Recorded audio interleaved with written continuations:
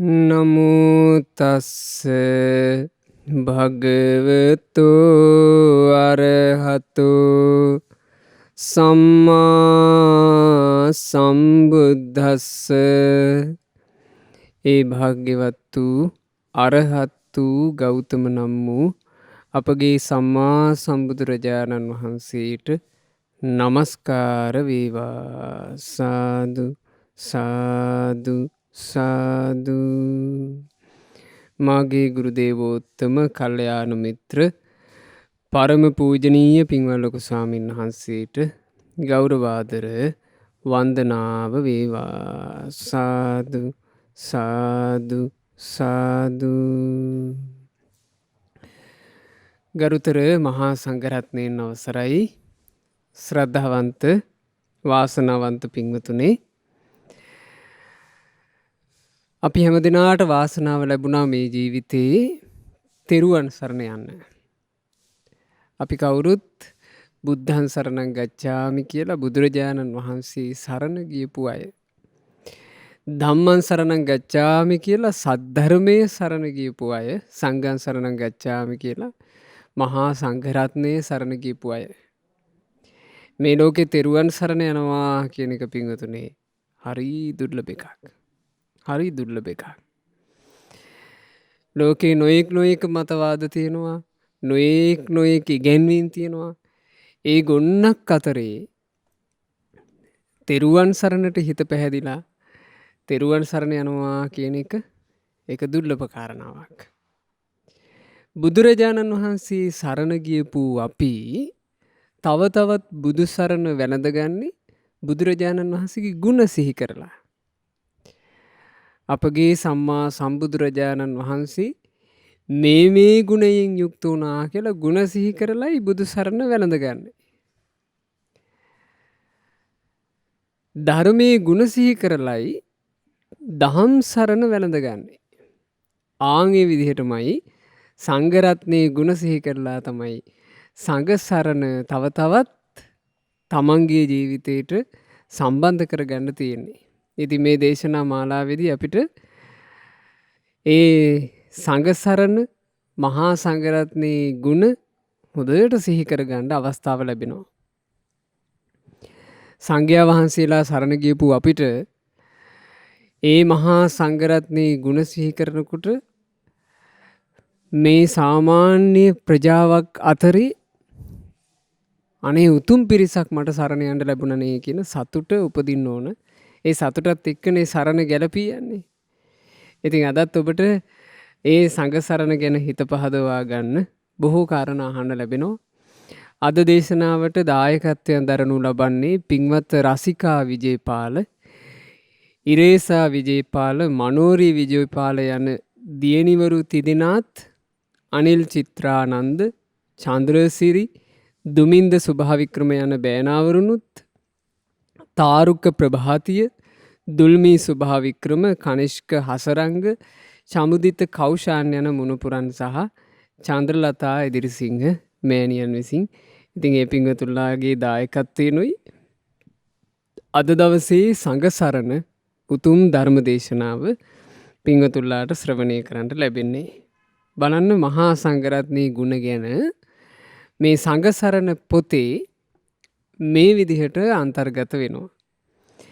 තවද සියලු මිනිස්යෝ තමන් විසූ ගමෙන් බැහැර යෙත්නම් ඒ ගම්හි රස තෘෂ්ණාව තුබූසේ තබා ශරීරය මතුගෙන යන්නේය. මිනිස්සු ගමකින් තවත් ගමකට යනකොට, එහෙම නැත්නම් ගමක් බැහැර කරලා යනකොට, තමන් ජීවත් වෙච්ච තැන අත්හැරලා යනකොට ඒ මිනිස්සු රස තෘෂ්ණාව, එහෙම නැත්නම් මේ ගම ගැන තියෙන තෘෂ්ණාව තියලා ඇඟ විතරයි කියනවා අරගෙන යන්නේ. ශරීරය විතරයි කියනවා අරගෙන යන්නේ. ඔක්කොම ටික තියෙන්නේ ගමේ. මුළු ගමම අල්ලගෙන යන්නේ. තමන් ජීවත් වෙච්ච පරිසරය ඔක්කොම හිතින් අල්ලගෙන ඇඟ විතරක් ඇදගෙන යනවා. තමන් ජීවත් වෙච්ච ගමේ තමන් මේ එකට ඇසුරු කරපු අය, තමන්ගේ ගේදොර, තමන්ගේ ඉඩකඩම් ටික ඔව ඔක්කොම ටික ඔළුවේ තියාගෙන ඇඟ විතරක් අරගෙන යනවා කියනවා. ඇත්තටම හිත තියෙන්නේ කොහෙද? හිත තියෙන්නේ ගමේ. එහෙම තමයි කියනවා සාමාන්‍ය මිනිස්යාගේ ස්වභාවය. ඒ වුණාට මාගේ ස්වාමී දරුවන්ගේ පුත්‍ර වූ සංගරුවන් වූ කලී ඒ ස්වාමි දරුවාණන් කියලා කිව්වේ ශාස්ත්‍රුන් වහන්සේට. අපි කියන්නේ මාගේ ස්වාමී වූ කියලා. ඒ බුදුරජාණන් වහන්සේගේ පුත්‍ර භාවයට පත්වෙච්චි සංගරුවන වූ කලී එක් තැනෙක්හි වැස අනික් තැනකට වඩනා කල්හි එක තැනක වැඩ වාසය කරලා උන්වහන්සේලා තවත් තැනකට යනකොට පසුපස්සේ හඬා එන දූපුතුන් නැති හේයි. මහා සංඝරත්නයේ යම් තැනක වැඩ ඉඳලා තවත් තැනකට යනකොට පස්සේ ඇවිල්ලා අනේ තාත්ති අපිව දාලා යන්න එපා කියලා අඬන්න පිරිසක් නෑ කියනවා. විරහ ඉවසාගත නොහි හඬා එන හඹුවන් නැති හේයි. වියෝදුක උහුලගන්න බැරුව අඬන්න කියලා අඹුවෝ නැති හේයි. බිරිඳවරු නැති හේයි. හුන් තැන කොටුපුරා රැස් කළ විසල් වීසහල් ආදිය නැති හේයි. තමන් ජීවත් වෙච්චි තැන අටුකොටු පුරවලා රැස් කරගත්ත වී සහල් ආදිය නැති හේයි. ගේ පුරා තුබු රත්රන් අමුරන් නැති හේයි. ගෙවල් පුරවාගෙන නොයෙක් ධන ධාන්‍ය ඊළඟට නොයෙක් මිල මුදල් වස්තු සම්භාර කිසිවක් නැති හේයින් ඇති දෙයක් ඇත. මහා සංඝරත්නයට ওই මොකුත් නැහැ. අඬාගෙන ඉන්න දරුවෝ නැහැ. විරහ ඉවසා ගන්න බැරි බිරිඳවරු නැහැ. තමන් රැස් කරගත්ත වීසහල් ආදිය නැහැ. ආරක්ෂා කරන්නට කියලා ධන සම්පත් නැහැ. හැබැයි උන්වහන්සේලාට තියෙනවා මොකද්ද? තුන් සිවුරුය. ඒ තුන් සිවුරු විතරයි. තුන් සිවුරයි පාත්‍රයි.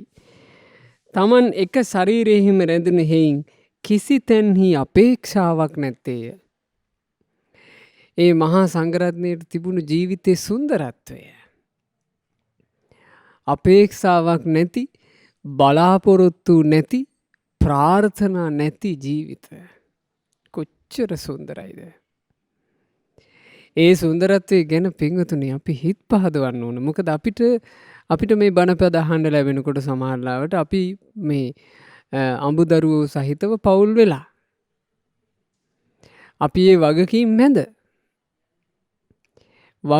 මැද ඉන්න අඹදරුවන්ගේ වගකීම් එක පටලවිච්චි අපට එහි බර තේරෙන්නේ නැද්ද? මේ බණපද අහනකොට අපිට හොඳට තේරෙනවා ඇත්තනේ අපි මේ කියන්නේ. අඹදරුවෝ ඉන්නකොට ප්‍රශ්න. දේපල ගොඩාරියක් තියෙනකොට ප්‍රශ්න. වස්තු සම්භාර ආදී තියෙද්දිත් ප්‍රශ්න. ඒ මුකුත් නැත්තම් ඒ කිසිවක් නැති තැන ප්‍රශ්නයක් නැත. ඊටාම සැහැල්ලුවෙන් වැඩම කරන්න පුළුවන්. බුදුරජාණන් වහන්සේගේ ශ්‍රාවක මහා සංගරුවන යේනේව පක්කමති යම් තැනකට වැඩම කරනවාද සපත්ත බහාරෝව පක්කමති. තමන් වහන්සේලාගේ සිවුරු පාත්‍රා බර අරගෙන විතරයි කියනවා යන්නේ. දැන් ඔය සිවුරු පුරවනකොට ඒ කාලේ බුද්ධ ශාසනයේ මුල්ම කාලේ තනි වස්ත්‍රයෙන් සිවුරු පෙරෙව්වා. ඒ කිව්වේ මේ මුළු ශරීරයම වහගන්න පාවිච්චි කරන මේ සිවුරු රෙද්ද තනි වස්ත්‍රයකින් පෙරෙව්වා. ඒ තනි වස්ත්‍රය පුරවපම දැන් සමහර සිටු පවුල් වලින් රජ පවුල් වලින් මහාන වුණාට පස්සේ ඒ ඥාති සමූහය පූජා කරන වස්ත්‍රේ සමහරට ලක්ෂ ගණන් වටිනවා. ඒ වස්ත්‍රේ පුරවාගෙන මේ ස්වාමින්වහන්සේ වනේ වැඩ ඉන්නකොට හොරු පයින්නවා. හොරු පැනලා මේ ස්වාමින්වහන්සේට ගහලා අර වස්ත්‍රය අරගෙන යනවා. ඊට පස්සේ බුදුරජාණන් වහන්සේට මේ ආරංචිය ගියා. මෙහෙම සිද්ධියක් සිද්ධ වෙනවා කියලා. එතකොට භාග්‍යතුන් වහන්සේ භික්ෂූන්ට පැනවීමක් කළා. මහණෙනි තනි රෙද්ද සිවුරක් විදිහට පොරවන්න එපා. තනි රෙද්දක් ලැබුණත් ඒ රෙද්ද කඩ වශයෙන් කපලා කැපූ කොටස් යලි එකතු කරලා මහලා තමයි සිවුර සකස් කරගත යුත්තේ. ඇයි හේතුව?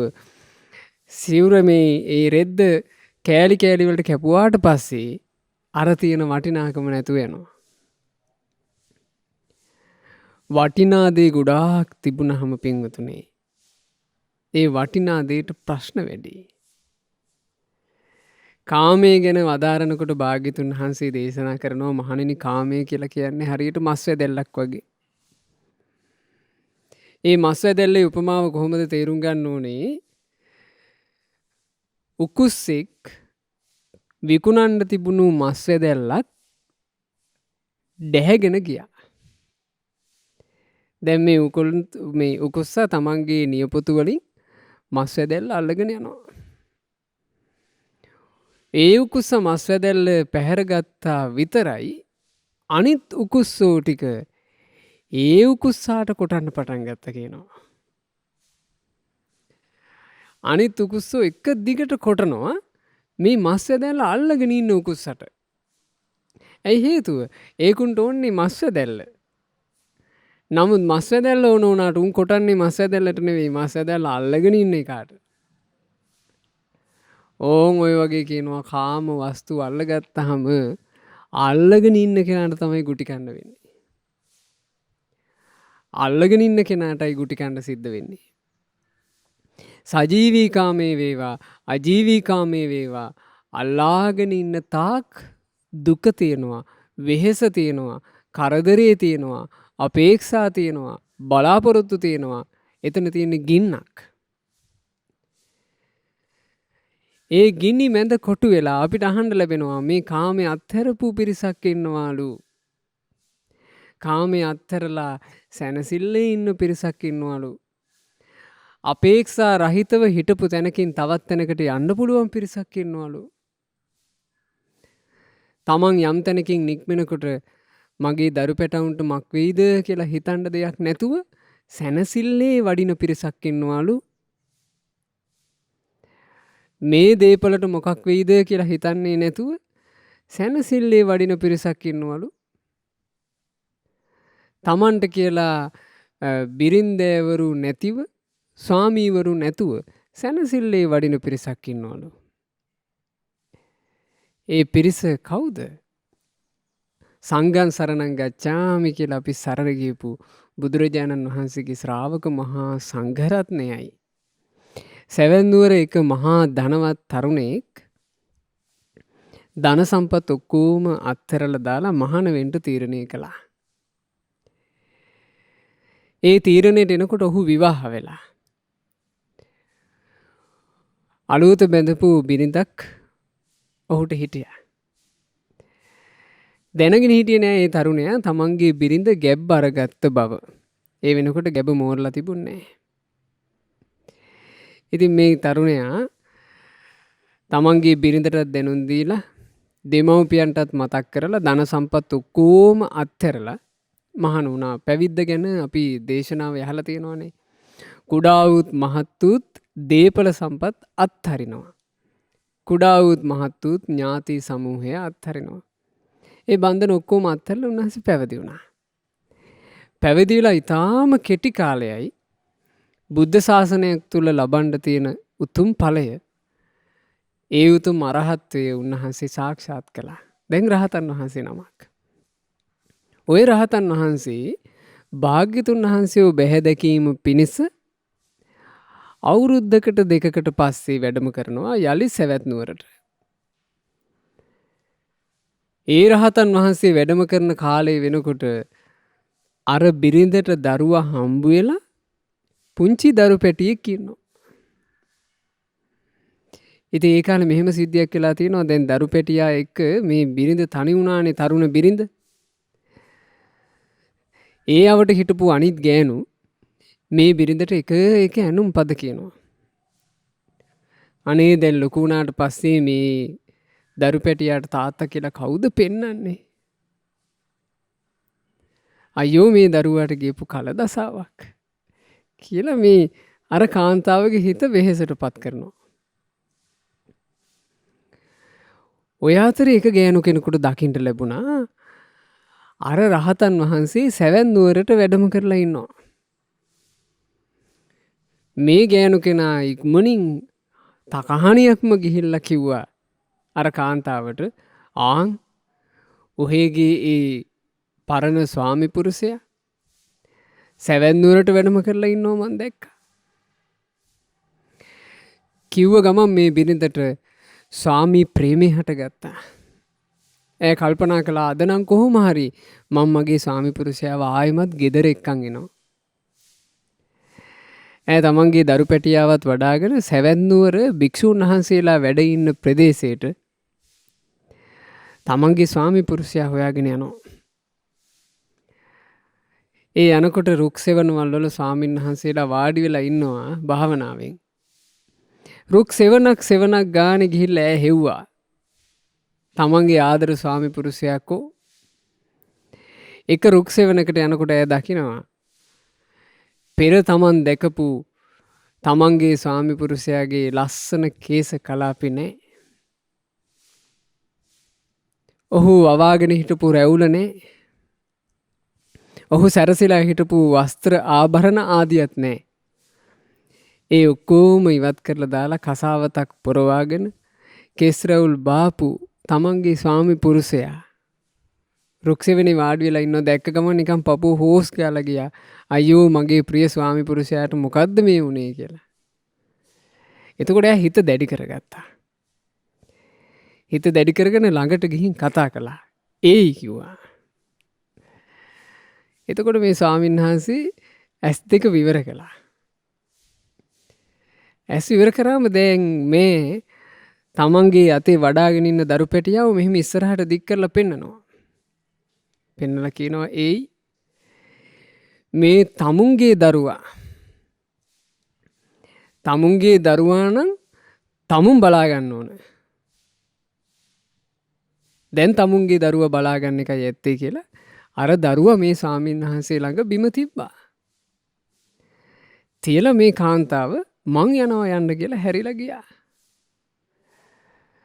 පොඩි එකා බිම තිබ්බාට පස්සේ මේ පොඩි එකා අම්මා අහිමි වීම හේතු කරගෙන මොර දීලා අඬන්න පටන් ගත්තා.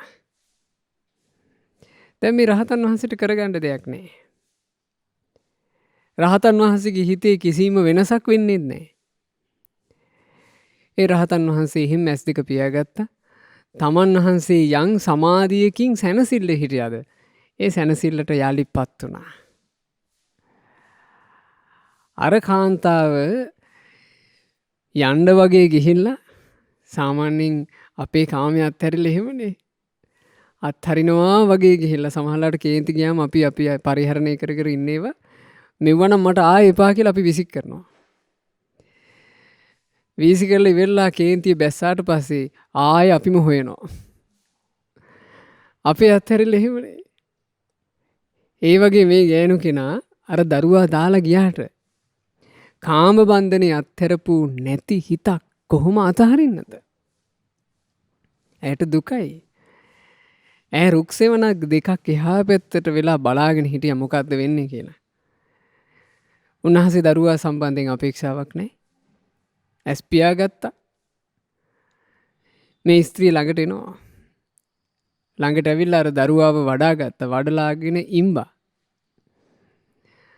අර ස්වාමීන් වහන්සේට කිව්වා කිසි හිතක් පපුවක් නැති මිනිහෙක් කියලා. ආපහු හැරිලා ගියා. බුදුරජාණන් වහන්සේ සැවැන්නුවර දෙව්රම් වෙහෙරේ ඉඳලා මේ සිද්ධිය ඔක්කොම දකිනවා. භාග්‍යතුන් වහන්සේ ගාථාවක් වදාලා. ඇය මා බලන්ට පැමිණුණා කියලා අමුතු සතුටක් ඒ හිතේ නැත්තේය. ඇය මා දමා ගියා කියා අමුතු දුකක් ඒ සිතේ නැත්තේය. සංසාරයට අයිති ගැට ගැසීම් යන්තාක් ඇද්ද ඒ සියල්ල දුරු කරපු ඒ භික්ෂුව සංගාමජී මහරහතන් වහන්සේ. බලන්න පින්වතුනි අපිට මේ කොම කරදර කංකටොළු මැද කොටු වෙලා මෙබඳු උතුම් පිරිසක් ගැන අසාගන්ට පින තිබුණා. එහෙම සිහි කරලා අපි සංගරුවන සරණ යන්න ඕන. අපේ ජීවිතේ අපිට මේ කාමවස්තු පරිහරණය කර කර ගත කරනකොට අපිට ගොඩාක් වගකීම් සම්බාධකත් එක්ක ඉන්න වෙලා. නමුත් අපිට ඒ සම්බාධක ඔක්කොම අතරේ තෙරුවන් සරණ යන්න ලැබුණා. ඒ තෙරුවන් සරණ අතරේ උතුම් පිරිසක් ගැන අපිට අහන්න ලැබෙනවා. කාම සම්පත්තියට නොඇලුණු සැනසille ඉන්න. ඒ සැනසිල්ලේ හිටපු පිරිස, ඒ සැනසිල්ල සොයාගෙන ගියපු පිරිස, ඒ සැනසිල්ල සොයනා පිරිස අපි සරණ ගියා සංඝං සරණං ගච්ඡාමි කියලා. ඒ බඳු පිරිසකුයි අපි සරණ ගියේ කියලා අපි හිත පහදව ගන්න ඕන. මොකද අපිට ඇතැම් වෙලාවට වර්තමානයේ නොයෙක් තැන්වල නොයෙක් විදිහට භික්ෂූන් ඉන්නවා දකින්න ලැබෙනවා. එතකොට මිනිස්සුන්ට ඒ භික්ෂූන් දිහා බලලා එක හිතුවිලි හට ගන්නවා. අපැහැදීම් හට ගන්නවා. කලකිරීම හට ගන්නවා. නමුත් අපි සංඝ සරණ සලසා ගැනීම පිණිස අපි බැලිය යුත්තේ ඒ දිශාව නෙවෙයි. බුදුරජාණන් වහන්සේ නමකගේ ශාසනයක ඵල ලැබූ ශාසන ප්‍රතිපදාවට පැමිණි ශාසන ප්‍රතිපදාව තුළ සැපසේ වාසය කරපු. කාම සම්පත්තියෙන් හිතෙන් සම්පූර්ණයෙන් අත්හැරපු භික්ෂුව හරි සැනසිල්ලේ වාසය කරනවා කියන එක කාමයන්ට ගෙට ගැහිලා දුක් විඳින අපිට හොඳට තේරෙන්න එපැයි. කාමයට ගෙට ගැහිච්චි අපි කාමෙහින්දම විඳවනවා. මේ තනි පංගලමේ ඉන්න කෙනෙකුට, තරුණ වයසේ තනියම ඉන්න කෙනෙකුට විවාහයෙන් පස්සේ වගකීම් වැඩි වෙනවාද අඩු වෙනවාද? වගකීම් වැඩි වෙනවා. බර වැඩි වෙනවා. සැනසිල්ල සුවය අඩු වෙනවා. පස්සේ දරුවෝ ලැබෙනවා. දරුවෝ ලැබුණාට පස්සේ ඒ දරුවන්ගේ ලැබීමත් එක්ක ජීවිතයේ තියෙන බර වැඩි වෙනවද අඩු වෙනවද? ජීවිතේ තිබ්බාට වඩා වැඩි බරක් දරුවොත් එක්ක එකතු වෙනවා. එතකොට කාම සම්පත් පරිහරණය කරන අපිට කාමය කියලා කියන්නේ වෙහසක් කියලා තේරෙන්න ඕන. ඒක අපි තේරුම් ගන්න ඕන. එය වෙහසක් කියලා තේරුම් ගත්ත කෙනාට සංගරුවන සිහි කරනකොට හිත පහදිනවා. අනේ මේ කාම වස්තුන් අත්හැරලා සැනසille ඉන්න පිරිස කොයිතරම් ශ්‍රේෂ්ඨද? ආන් එහෙම සිහි කරලා තමයි පින්වතුනේ සංඝ සරණ ලබන්නේ. තවද ගොදුරු බිමින් ගොදුරු කා යන පක්ෂීහු නැවත මෙතැනට එම්හයි එතැනට නැගී යම්හයි තෘෂ්ණාවක් තබාම යන්නේය. කුරුල්ලෝ ගස්වලට ඇවිල්ලා ගෙඩි කනකොට ඒ ගෙඩි කාපු කුරුල්ලා ආයේ ඉගිල්ලලා යන්නේ අහවල් ඉසාවේ හොඳට ගෙඩි තියෙනවා. අහවල් ඉසාවේ හොඳට ඉදිච්චි පළතුරු තියෙනවා. ආපහු මෙහෙ එන්න ඕන. එහෙම හිතාගෙන කියනවා කුරුල්ලෝ යන්නේ. දැන් බලන්න ගොයම් පැහෙන කාලෙට කුරුල්ලෝ ගොයමට වදිනවා. මේකුන් දින පතා එනවනේ. මුන් දිනපතාම ගොයමට වදිනවා. උන්ගේ එකක් වගේ ඇවිල්ලා කාලේ යනවා. එක දවසයි කුරුල්ලන්ගේ ප්‍රශ්නේ එන්නේ කියලා එකක් නැහැනේ. කුරුල්ලෝ එන්න පටන් ගත්තොත් එක දිගට එනවා. ආන්න ඒ වගේ තමයි කියනවා සාමාන්‍ය ලෝකයාගේ ස්වභාවය. සාමාන්‍ය ලෝකයාගේ ස්වභාවය එක තැනකට ඇලී වසනවා. නමුත් බලන්න සංගරුවන මේ ස්වාමී දරුවාණන් වහන්සේගේ පුත්‍ර වූ සංගරුවන් කලී බුදුරජාණන් වහන්සේගේ පුත්‍ර වූ මහා සංඝරත්නය හුන් තැනිදු සිඟාම ලබන අහරක් බැවින් යන තැන්හිදු සිඟාම ලබන අහරක් බැවින් මහා සංඝරත්නයේ පිණ්ඩපාතේ වැඩම කරලා පිණ්ඩපාත පාත්‍රයට යමක් ලැබෙනවාද? ලැබෙන දේ තමයි උන්වහන්සේගේ ආහාරය. උන්වහන්සේ ගයක් ගානේ පිණ්ඩපාතේ වැඩම කරනවා. දැන් ඒ කාලේ ගොඩාක් තිබුණේ පිණ්ඩපාත ක්‍රමේ. මේ කාලේ වෙනකොට පින්වතුනේ ඒවා යම් විදිහකට වෙනස් වෙලා. දැන් මේ වර්තමාන කාලවකවානුවේ නම් පිණ්ඩපාත ක්‍රමයක් කරගන්න බැරි තත්යකට පත් වෙලා.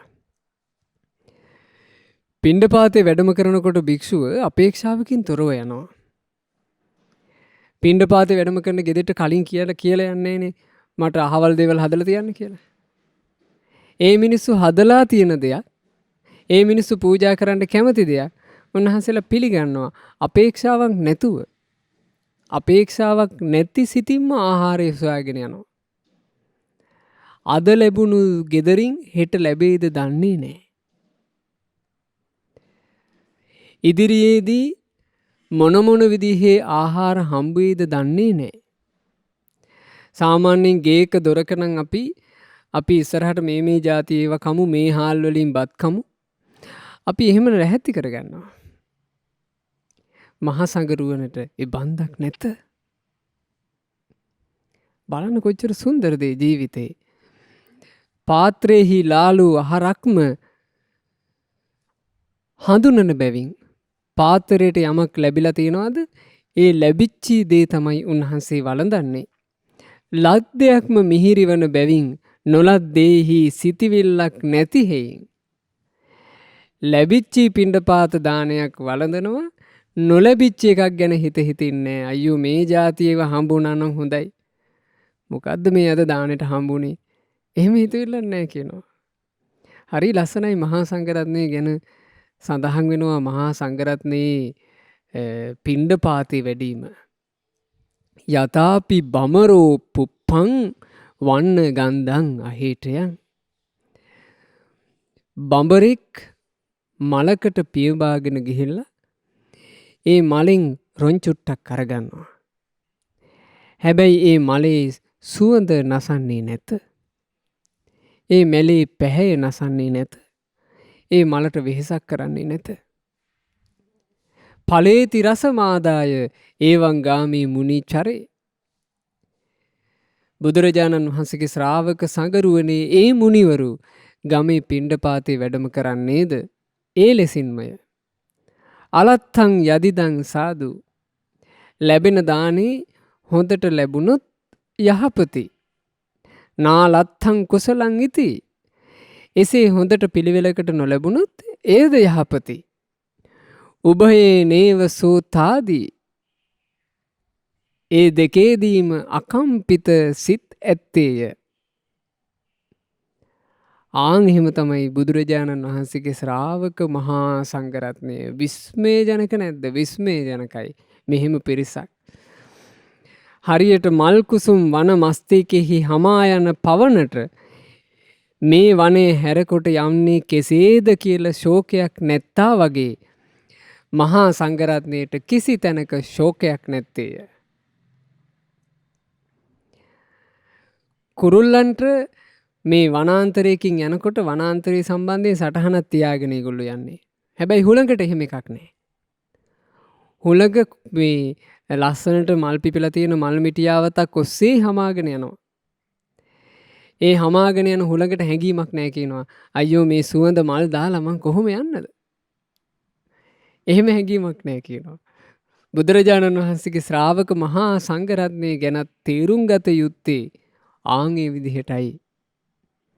උන්වහන්සේලා හුළඟ වගේ අපේක්ෂාවක් නැති සිතින්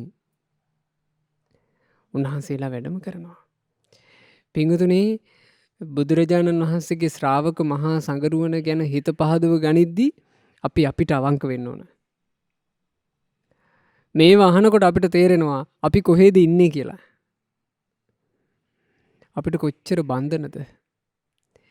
ඒ බන්ධන ඔක්කොම මැද හිරවෙච්චි අපි බන්ධනයන්ගෙන් නිදහස් වෙච්චි සැනසෙච්චි මුනිවරු ගැන හිත පහදව ගන්න ඕන. ඒ හිත පහදවා ගැනීමෙන්මයි මේ ජීවිතේ අසරණයි කියලා අපිට තේරෙන්නේ. අපිට තියෙන සරණ සංඝ සරණමයි කියලා අපිට තේරෙන්නේ හිත පහදව ගැනීමෙන්.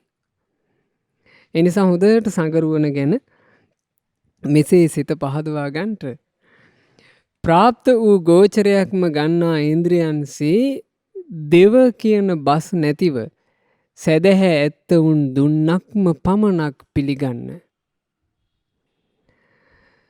ශ්‍රද්ධාවෙන් මිනිස්සෙක් යමක් පූජා කරනවද ඒ පූජා කරන දේ උන්වහන්සේලා පිළිගන්නවා. ඒ පිළිගන්නේ පින්වතුනි අනුකම්පාව ඉස්සරහට අරගෙන. ඒ කියන්නේ හරි පුදුම සහගතයි. බුදුරජාණන් වහන්සේගේ මහා සංඝරත්නය ගැන ඒ සිදුවීම් හිතනකොට අපේ මහා කස්සප මහරහතන් වහන්සේ. මහා කස්සප මහරහතන් වහන්සේ කියලා කියන්නේ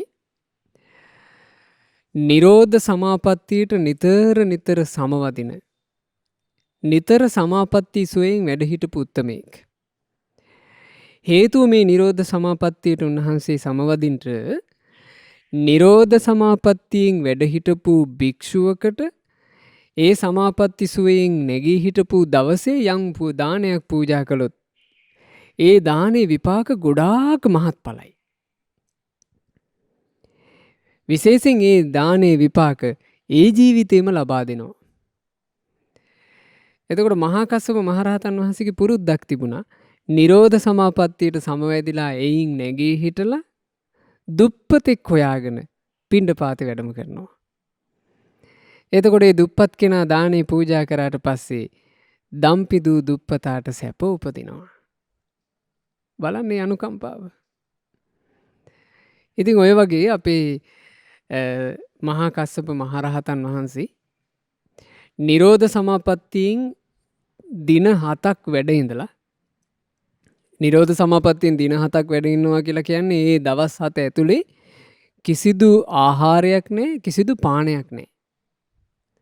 දවස් 7ක් වැඩ ඉඳලා නිරෝධ සමාපත්තියෙන් නැගිට්ටා. මහා කස්සප මහරහතන් වහන්සේ සමාපත්තියෙන් නැගිටිනකොටම ඒක දැක්ක දෙවිවරු. දෙවිවරු දැකලා දිව්‍ය භෝජන හදාගෙන පිප්පලී ගුහාවේ දොරටු ඉස්සරහා එකතු වුණා.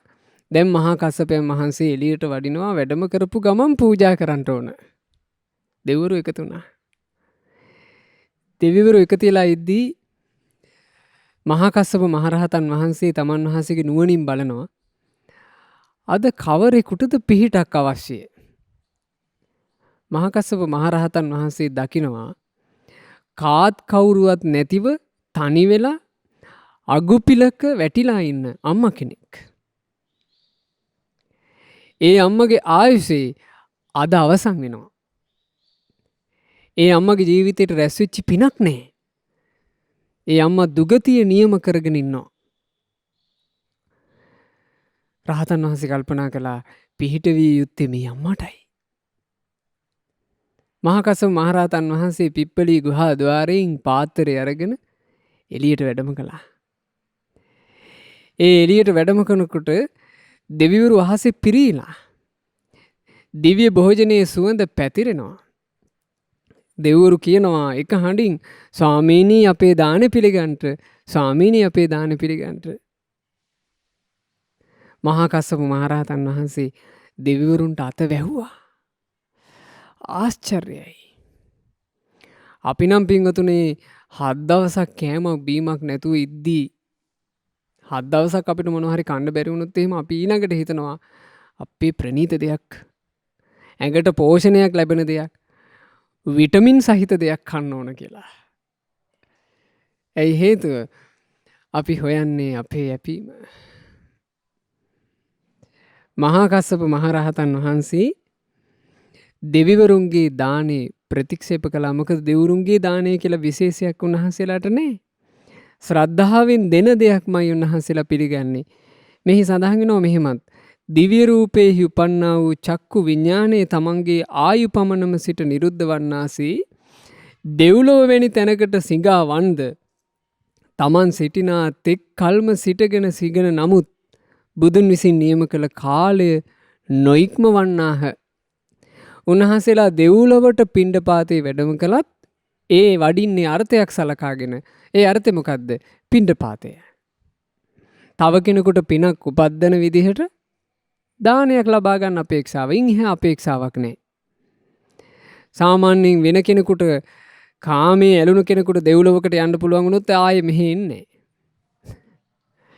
කාමයේ ඇලිච්ච කෙනෙකුට දෙව්ලොවකට යන්න පුළුවන් වුණොත් එහෙම එයා ආයේ මෙහෙ ඉන්නේ. මේ මනුස්ස ලෝකෙ මොකද්ද? මං එහෙට වෙලා ඉන්නවා කියලා. එහෙ නවතිනවා. නමුත් මහා සංඝරත්නයේ දෙව්ලොවටත් පිණ්ඩපාතේ වැඩම කරලා පිණ්ඩපාත දාණය අරගෙන යලි වැඩම කරනවා. කාමයන්ගේ හිත ඇලිලා නැහැ. මහා කස්සප මහරහතන් වහන්සේ දෙවිවරුන්ගේ දානේ ප්‍රතික්ෂේප කරලා පිණ්ඩපාත පාත්‍රය තරගෙන වැඩම කළා. සක්දිවිඳු බලනවා දෙවියන්ගේ දානේ ප්‍රතික්ෂේප කරලා මේ උත්තමයන් වහන්සේ කාගේ දානේ පිළිගන්නද යන්නේ. උන්වහන්සේ කෙලින්ම වඩිනවා අර අම්මා ඉන්න අගුපිලට. එදා ඒ අම්මාට ඒ ගෙදර මිනිස්සු, ඒ අම්මා ඉන්න අගුපිලේ ඒ අයිතිකාර මිනිස්සු, ඒ අම්මාට ගෙදර උයපු බතේ පෙරාපු කැඳ එක දුන්නා. ඒ අම්මට බොන්න කියලා පොඩි කෝප් එක දාලා. ඉතින් ඒක රස්නේ නිසා අම්මා මේක පැත්තකින් අරන් තිබ්බා. නිවුනහම මම මේක බොනවා කියලා. මහා කස්සප මහරහතන් වහන්සේ මේ නිවසට පිණ්ඩපාතේ වඩිනකොට නිවසේ මිනිස්සු තමන් ගෙදර උයාපු බත් ආදී අරගෙන පූජා කරන්නට ලැහැත්ති වුණා.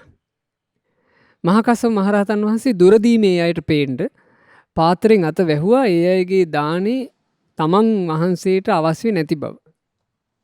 අත වහලා ප්‍රතික්ෂේප කළා. එතකොට මේ මිනිස්සුන්ට තේරුණා උන්වහන්සේ අපේ දානේ පිළිගන්නේ නැහැ. මහා කස්සප මහරහතන් වහන්සේ එක එල්ලේම බරනවා අර අම්මා දිහා.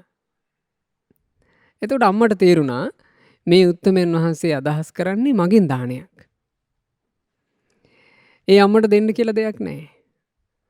අර කැඳ කෝප්පේ අරගෙන ගිහිල්ලා ඒ අම්ම මහා කස්සප මහරහතන් වහන්සේගේ පාත්‍රයට පූජා කළා.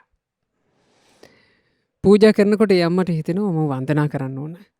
ඒ අම්මා වැන්දා. වඳිනකොට මහා කස්සප මහරහතන් වහන්සේ අම්මගෙන් අහනවා අම්මා දන්නවද අම්මා කවුද කියලා? ඒ අම්මා කිව්වා අනේ ස්වාමීනි එහෙමටයි කියලා විශේෂ දැනුමක් මට මා ගැන නැහැ. මහා කස්සප මහරහතන් වහන්සේ හිත් පහදවන්ට කියනවා අම්මා තමයි මීට ආත්ම භාව දෙකකට කලින් මගේ අම්මා වෙලා හිටියේ. ඒ අම්මට අප්‍රමාණ ප්‍රීතියක් හටගත්තා. අපේ මේ වගේ උතුම් කෙනෙකුට මාත් අම්මා වුණාද? මේ වගේ උතුම් කෙනෙකුට මේ සංසාරේ මාත් අම්මා වුණාද කියලා සතුටක් උපන්නා. මහා කස්සප මහරහතන් වහන්සේට මහා ආදරයෙන් සාදු සාදු කියලා වන්දනා කළා. ඒ විදිහට වන්දනා කරපු ඒ අම්මා එදාම කාලක්‍රියා කරනවා. මහා කස්සප මහරහතන් වහන්සේ 7 දවසකට පස්සේ ඒ අම්මාගේ ලුණු කැඳ එක වළඳලා ආපහු තමන් වහන්සේගේ ගුහාද්වාරයට වැඩම කළා. එදා දානේ එච්චරයි.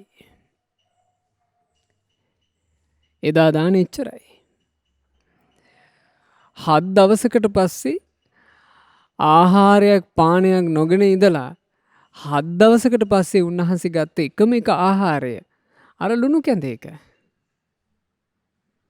හරි පුදුම සහගතයි මහා සංඝරත්නය. අපේ මහා කස්සප මහරහතන් වහන්සේ වැඩම කරලා ටික වෙලාවකින් අම්මා කාලක්‍රියා කළා. සක්දිවිඳු බලාගෙන හිටියේ සිද්ධිය ඔක්කොම. සක්දිවිඳු බලනවා හරි. අපේ දානේ ප්‍රතික්ෂේප කරලා ගිහිල්ලා මහා කස්සප මහරහත් උත්තමයන් වහන්සේ අර අම්මාටයි දානේ පූජා කරන්නට අවස්ථාව දුන්නේ. දැන් ඔන්න දානේ පිදූපු කාන්තාව මිය ගියා. ඈ කොහාටද ගියේ කියලා සක්දිවිඳු බලනවා. සක්දිවිඳුගේ නුවණින් සක්දිවිඳුගේ ඥාණයෙන් බලන්න පුළුවන් තරම් බැලුවා. සක්දිවිඳු කියලා කියන්නේ පින්වතුනේ එකම මොහොතක අරමුණු දහසකට අවධානය යොමු කරන්න පුළුවන් කෙනෙක්. ඒක දෙවිවරුන්ගේ දේවානුභාවය. එක මොහොතක එක ඇසිල්ලක අරමුණු 1000කට අවධානය යොමු කරන්න පුළුවන්. එහෙව් කෙනා මේ සක්වලේ අම්මව හොයනවා. එයාට හොයන්න පුළුවන් ගානට. සක්දිවිඳු කියලා කියන්නේ තව්තිසාවේනේ. තව්තිසාවෙන් ඉහළ ලෝක ගැන බලාගන්න පුළුවන් හැකියාවක් සක්දිවිඳුට නැත. සක්දිවිඳු මනුස්ස ලෝකේ බැලුවා. චාතුම් මහා රාජිකේ බැලුවා. අනිකුත් හැමතැනම බැලුවා. මේ අම්මා ගියපු තැනක් හොයාගන්න නැහැ. මහා කස්සප මහරහතන් වහන්සේ ළඟටම ඇවිල්ලා මහා කස්සප මහරහතන් වහන්සේට කියනවා ස්වාමීනි ඔබ වහන්සේට දානේ පිදපු අය අර අම්මා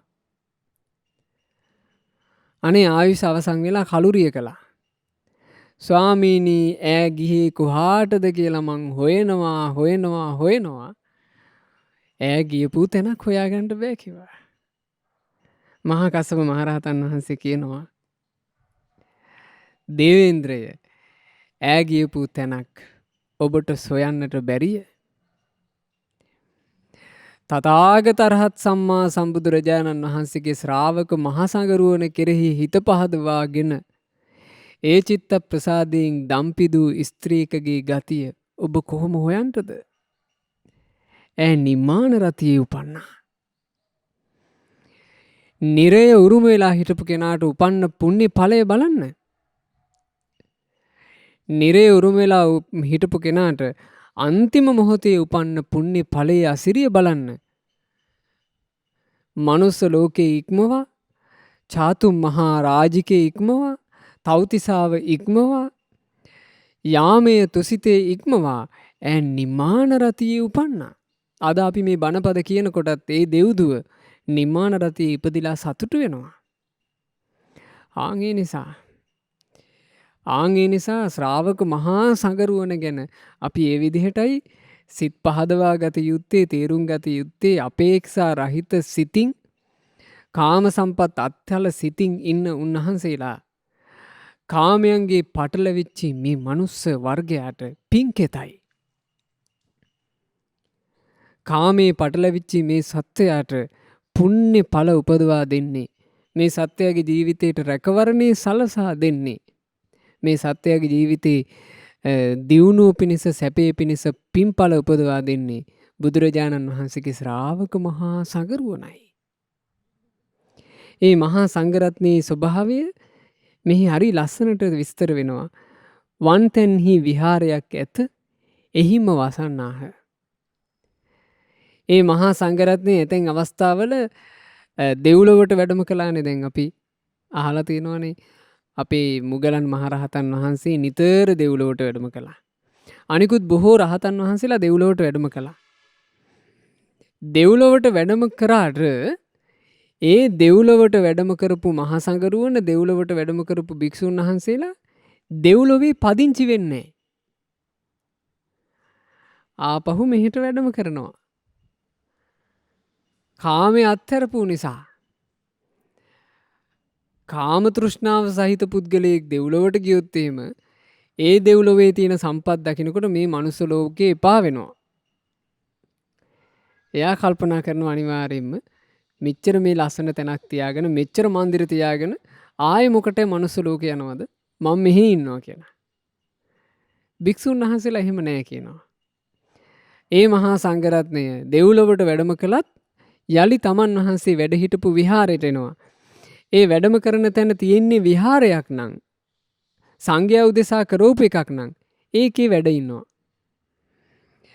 එහෙම විහාරයක් නැතුව තියෙන්නේ රුක් මුලක් විතර නම් ඒ ගස් සෙවණේ වැඩ ඉන්නවා.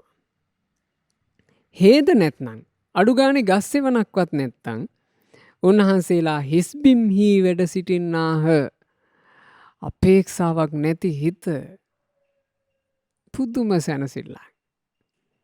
විහාරයක් තිබ්බොත් විහාරයේ සිටින්නේය. විහාරයක් නැත්තම් ගස්සෙවනේ සිටින්නේය. ගස්සෙවනක් නැත්තම් හිස් බිමක සිටින්නේය. ඉතින් මේවා මේ මහා සංඝරත්නයේ පිළිවෙත් හොඳටම අපට දකින්න ලැබුණේ පින්වතුනි මේ බුද්ධ කාලේ. මොකද බුදුරජාන් වහන්සේ වැඩ හිටපු කාලේ වනසෙනසුන් ආදිය බොහෝමයක් මහා සංඝරත්නයට ශ්‍රමණයන් වහන්සේලාට කැප කරලා තිබුණේ. ඉතින් උන්වහන්සේලාට නිදහසේ වැඩ ඉන්න පුළුවන්කම තිබුණා. දැන් අද නම් අපි ගත්තොත් ලංකා භූමියේ ඒ තැන් ගහක් පවා මිනිස්සු අල්ලගෙනනේ. ස්වාමීන් වහන්සේ නමකට ගිහිල්ලා ගස් සෙවණක ඉන්න බෑ. ඔය ගහ මේ අපේ අපිට අයිති ගහ.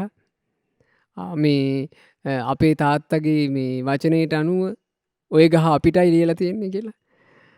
අද කාලේ ප්‍රශ්නනේ.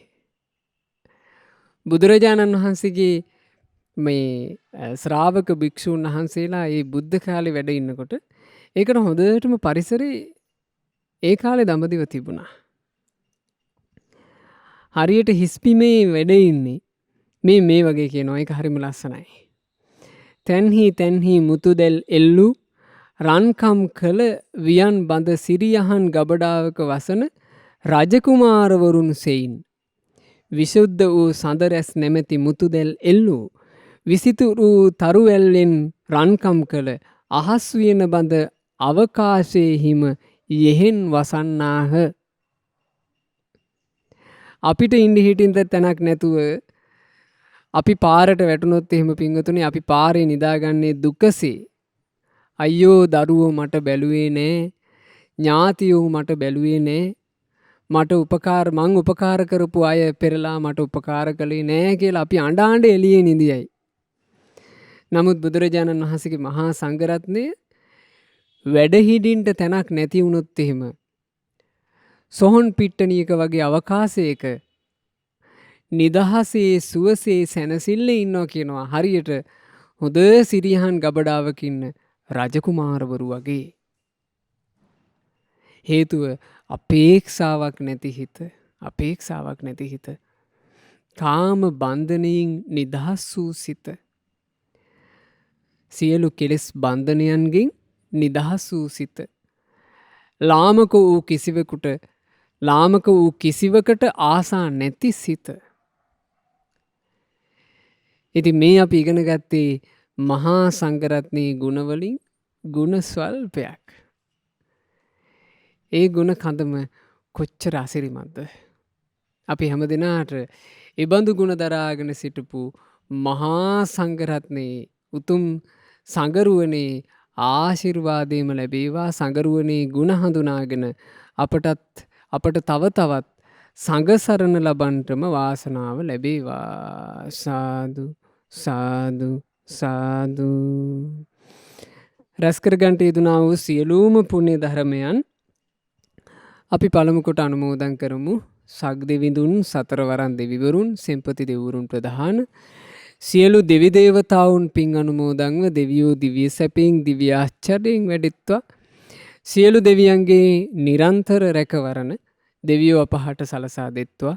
දෙවියෝද සංසාර දුකින් අත මිදේවා. සාදු සාදු සාදු. රැස් කළා වූ සියලු පුණ්‍ය ධර්මයන් ගුරු දේවෝත්තම කල්යාණ මිත්‍ර පරම පූජනීය පින්වත් ලොකු ස්වාමීන් වහන්සේට අනුමෝදන්ව ගුරු දේවයන් වහන්සේ නිදුක්ව නිරෝගීව දීර්ඝායුෂ ලබත්වා.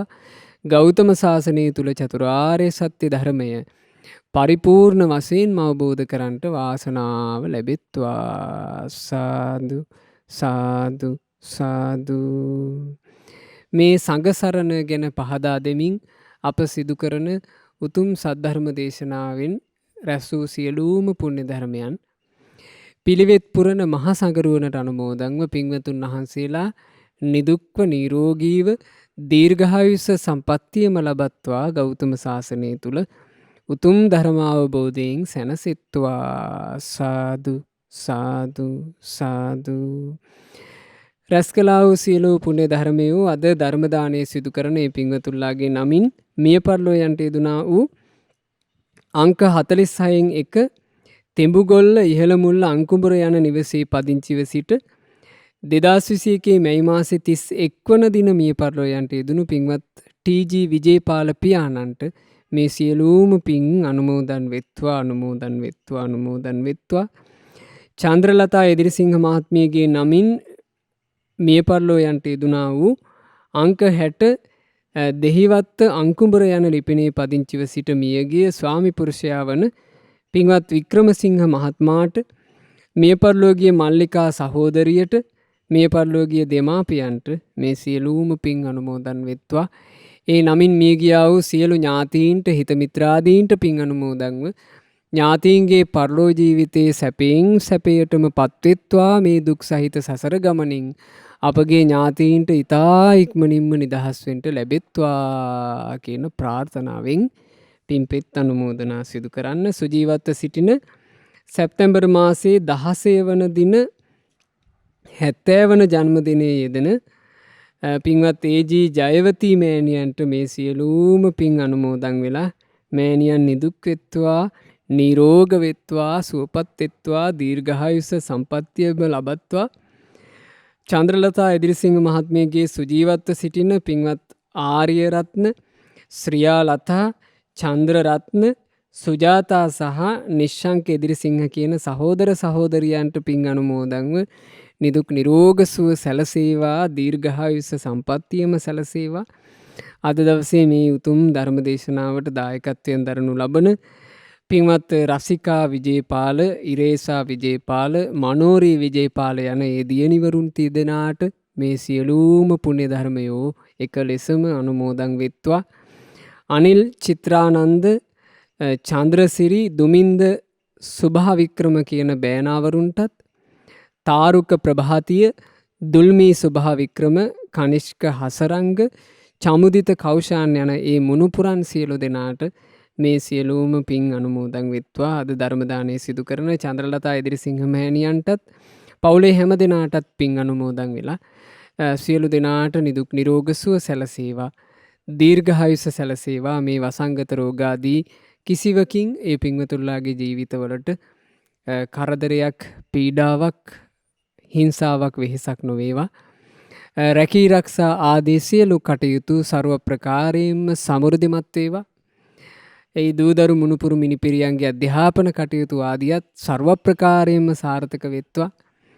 ධර්ම දානය සිදු කළා වූ පින්වත් හැම දෙනාටත්, ශ්‍රද්ධා මාසික ධර්ම දාන සමාජික පින්වතුන්ලා හැම දෙනාටත්, සුපින්වතුන්ලා සෑම සියලු දෙනාටත්, විශේෂයෙන් මේ ආපදා සම්පන්න කාලවකවානුවේ පවා පින්වතුන්ලාට සුවසේ බණ පදහන්ට විශාල කැපකිරීමක් සිද්ධ කරලා මේ ධර්ම දේශනා ඔබ වෙත ගෙනෙන්න කටයුතු කරන ශ්‍රද්ධා රූප වාහිනියේ කාර්ය මණ්ඩලයේ පින්වත් හැම දෙනාට අනුමෝදන්ව නිදුක් නිරෝග සුව, දීර්ඝායුෂම සැලසේවා. ගෞතම සාසනය තුල සුවසේ ධර්මාවබෝධයෙන් සැනසෙන්න ලැබේවා. හැම දිනාටම තෙරුවන් සරණයි. නමෝ බුද්ධාය. මෙවැනි වටිනා ධර්ම දේශනා ශ්‍රවණය කිරීමට ශ්‍රද්ධා ඩේලි YouTube චැනලය සබ්ස්ක්‍රයිබ් කරන්න.